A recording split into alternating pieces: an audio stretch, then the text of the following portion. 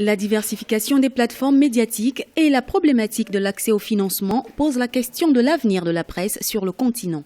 De la presse écrite, en passant par la radio et la télévision, sans oublier Internet, la question de la survie des médias en Afrique se pose avec acuité.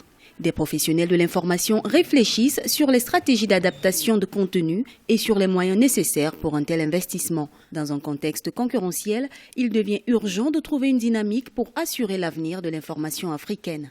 À travers le cellulaire, à travers toutes les applications, à travers toutes les tablettes, on peut toucher un public plus large, un public plus important au-delà du pays dans lequel le journal est produit et diffusé. Donc, les médias africains doivent adapter leur contenu à ce support-là, à ces différents supports, et répondre présent aux investissements nécessaires pour attirer davantage de lecteurs. La révolution numérique et technologique a fortement modifié le fonctionnement des médias dans le monde, en particulier sur le continent. Avec la multitude de supports, les médias ont l'obligation de s'adapter pour rester dans la course. Cependant, être présent sur toutes les plateformes nécessite un investissement de taille. En dehors des entrées financières que sont les publicités et les annonces, quel peut être le modèle financier pour la survie des médias africains? Le modèle, c'est éventuellement de se regrouper et puis de saisir des institutions. Et au-delà des institutions, de saisir aussi des banques. Il faut que les médias deviennent de plus en plus rentables en Afrique. Pour cela, il faut des projets originaux, des projets inédits. Il faut les soumettre aux banques. Il faut que les banques acceptent de les accompagner.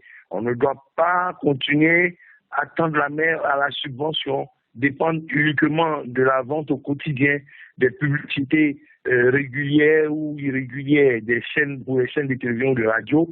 Il faut des banquiers, il faut des hommes d'affaires qui ont de l'audace, qui croient aux médias et qui investissent des ressources importantes. Le marché du smartphone en Afrique a connu une croissance de plus de 40% en 2015, avec près de 70 millions de téléphones vendus sur le continent. Selon les experts, 350 millions d'appareils seront connectés d'ici à 2017. Ce boom du marché des téléphones intelligents est une tendance prometteuse pour l'économie numérique du continent. Une aubaine pour les médias africains, selon certains analystes, d'améliorer leur contenu et d'affiner leur stratégie pour gagner le marché du numérique, pour une actualité africaine à portée de main.